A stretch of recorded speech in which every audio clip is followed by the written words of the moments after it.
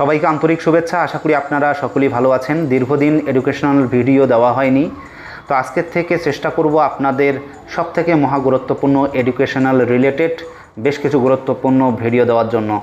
তো চলুন আজকে আমরা শুরু করছি এসএলএসটি নিয়ে। আপনারা সকলেই জানেন মহামান্য সুপ্রিম কোর্টের নির্দেশের পর এসএলএসটি নিতে চলছে WBSSC। ইতিমধ্যে সেই নোটিশ প্রকাশ করেছে, গ্যাজেট প্রকাশ করেছে এবং নোটিশের ভিত্তিতে ইতিমধ্যে WBSSC তার নিজস্ব ওয়েবসাইটে লিঙ্ক প্রকাশ করেছে। ইতিমধ্যে বহু চাকরি প্রার্থী তারা কিন্তু শিক্ষক কিংবা শিক্ষিকা হওয়ার উদ্দেশ্যে তাদের ফর্ম ফিল আপ করেছেন। অনেকের নানান ধরনের প্রশ্ন যে এই এসএলএসটিতে কারা কারা যোগ্য, কারা কারা অযোগ্য। তো এই বিষয়ে আমি খুবই কম সময়ে কথা বলবো, কেননা ইতিমধ্যে অনেকেই সেই গ্যাজেট কিংবা নোটিশ আপনারা দেখে নিয়েছেন। তো আপনাদের আমি পুনরায় বলার চেষ্টা করছি, যারা বিএ কিংবা বিএসসি, এমএ কিংবা এমএসসি পাশ করেছেন, যাদের 50% নম্বর রয়েছে, সঙ্গে বিএড রয়েছে, তারা কিন্তু যোগ্য এই সেকেন্ড এসএলএসটিতে বসার জন্য। আবার যারা এসসি, এসটি, ওবিসি রয়েছেন, তাদের ক্যাটাগরি ওয়াইজ যে ধরনের নম্বরে ছাড় দেওয়ার কথা রয়েছে, ঠিক তদরূপই কিন্তু আপনারা নম্বরে ছাড় পাবেন। তো এখন বিষয়টা হচ্ছে, যে সমস্ত চাকরি প্রার্থী তাদের বয়স প্রায় 47, 48 কিংবা 52 হয়ে গিয়েছে, তারা কি এই সেকেন্ড এসএলএসটিতে বসতে পারবে? দেখুন, সেকেন্ড এসএলএসটিতে অবশ্যই সেই সমস্ত প্রার্থী বসতে পারবে যে সমস্ত প্রার্থীর বয়স 52 হয়ে গিয়েছে বা 47 হয়েছে, 48 হয়েছে, অর্থাৎ তাদের যে রিজার্ভেশন বয়স সেটার পরেও কিন্তু তারা আর বসতে পারছে না।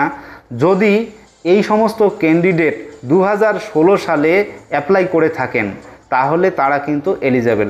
এই যে ক্রাইটেরিয়া, এই ক্রাইটেরিয়াগুলো কিন্তু আপনারা WBSSCতে গিয়ে, অর্থাৎ ওয়েবসাইটে গিয়ে আপনারা সেখানে নানান ধরনের প্রশ্নের উত্তর পেয়ে যাবেন।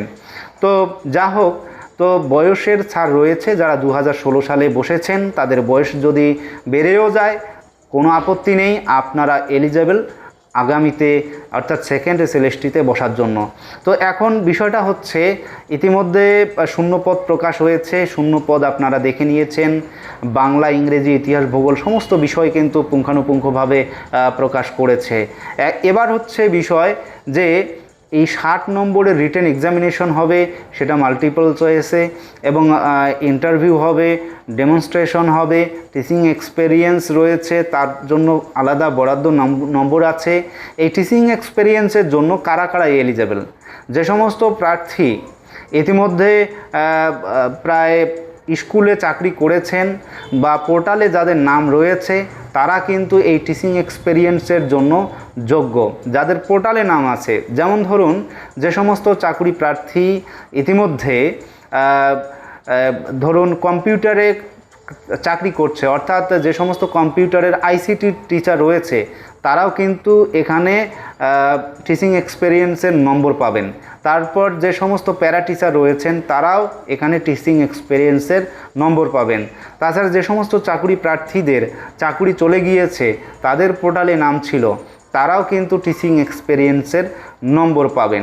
সুতরাং WBSSC যে আগামী দিনে কন্ডাক্ট করতে চলছে এই এসএলএসটি পরীক্ষা, তাতে কি ধরনের প্রশ্নপত্র হবে? তো তার আগে বলতে হচ্ছে যে কবে এর পরীক্ষা হওয়ার সম্ভাবনা রয়েছে।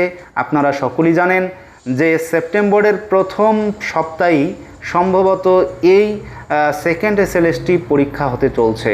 তো আমরা অবশ্যই সেই দিকে নজর রাখার চেষ্টা করব। তবে আপনাদের আমি বলছি যে কোন কোন বিষয়গুলো ভালোভাবে ফলো করলে হয়তোবা আপনারা বেশি সংখ্যক প্রশ্ন অ্যাটেন্ড করতে পারবেন। তো বিষয়টা হচ্ছে, যে সমস্ত চাকরি প্রার্থী চাকরি হারিয়েছেন, সেই সমস্ত চাকরি প্রার্থীদের কথা ভেবে হয়তোবা প্রশ্ন এ ধরনের সেট করতে পারে যে সেই সমস্ত চাকরি প্রার্থী স্কুলে যে সিলেবাসের উপর পড়িয়েছিলেন, সেই সিলেবাসের উপর হয়তোবা প্রশ্ন সংখ্যা বেশি হতে পারে, এমনটাই কিন্তু আমরা ধারণা করছি। ধরুন, নবম থেকে দ্বাদশ শ্রেণীর যে সমস্ত চাকরি প্রার্থী তাদের পড়িয়েছিলেন, সেই সমস্ত চাকরি প্রার্থী যদি কথার কথা বাংলা বিষয়ের হয় কিংবা ইংরেজি বিষয়ের হয়, তাহলে মাধ্যমিক নবম শ্রেণীতে সিলেবাসের মধ্যে কোন কোন বাংলা কিংবা ইংরেজির চ্যাপ্টার রয়েছে সেগুলো ভালোভাবে পড়তে হবে। তারপর দশম শ্রেণীতে শুধুমাত্র সিলেবাস অন্তর্গত সেগুলোর উপর, সেই অধ্যায়গুলোর উপর বেশি গুরুত্ব দিতে হবে। তবে সব অধ্যায়ের উপর গুরুত্ব দেওয়া উচিত।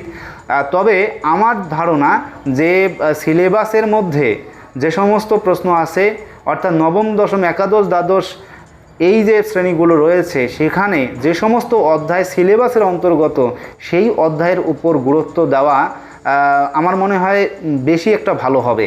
অবশ্যই বাকি অধ্যায়গুলোতেও আপনারা নজর রাখবেন, তবে এগুলোর উপর একটু বেশি নজর রাখুন, তাহলে আশা করি আগামী দিনে আপনারা সাফল্য লাভ করতে পারবেন। তো যা হোক, এসএলএসটিতে আগামী দিনে এ ধরনের প্রশ্ন হওয়ার সম্ভাবনা সবথেকে বেশি রয়েছে যে সিলেবাসের মধ্যে যে অধ্যায়গুলো রয়েছে সেগুলোই আগে পড়ুন। তো আপনাদের একটা ছোট্ট উদাহরণ দিয়ে বলি। ধরুন নবম, দশম, একাদশ, দ্বাদশ শ্রেণীর বাংলা বইয়ে একটা গল্প রয়েছে, যে গল্পটা নবম, দশম বা একাদশ, দ্বাদশ শ্রেণীর ক্যান্ডিডেটরা পড়েন। আর একটা গল্প রয়েছে যেটা শুধুমাত্র ওই বইয়েই লিপিবদ্ধ আছে, অথচ সেটা পড়ানো হয় না বা পরীক্ষাতে আসে না। তো এই যে ধরনের গল্প বা কবিতা বা যেটাই হোক না কেন, তার উপর গুরুত্ব কম দিয়ে সিলেবাসের মধ্যে যে সমস্ত কবিতা, গল্প, উপন্যাস বা যেটাই থাকুক না কেন সেগুলোর উপর বেশি নজর দেওয়া আমার মনে হয় খুব একটা ভালো কাজ হবে। তো এগুলো আগে কমপ্লিট করে নিন, তারপর বাকি যে সমস্ত অধ্যায়গুলো রয়েছে সেগুলো অবশ্যই পড়বেন। তো যা হোক, বিষয়টা হয়তো আপনাদের বোঝাতে পেরেছি। আর এসএলএসটিতে আগামী দিনে আরও একটা সুখবর আসবে, সেটা সম্ভবত ইনক্রিজ হবে বেশ কিছু শূন্যপদ। ইতিমধ্যে বহু চাকরি প্রার্থীদের কাছ থেকে আমরা অনেকটাই কথা শুনেছি। এছাড়াও এসএলএসটিতে আরও বিভিন্ন ধরনের খবর আসবে, সেগুলো আপনাদের পুঙ্খানুপুঙ্খ দেওয়ার চেষ্টা করব। তো আজকের ভিডিও এ পর্যন্ত। সকলেই ভালো থাকবেন, সুস্থ থাকবেন এবং কথা বলার মধ্যে কোথাও জড়তা থাকলে মাফ করবেন। ধন্যবাদ।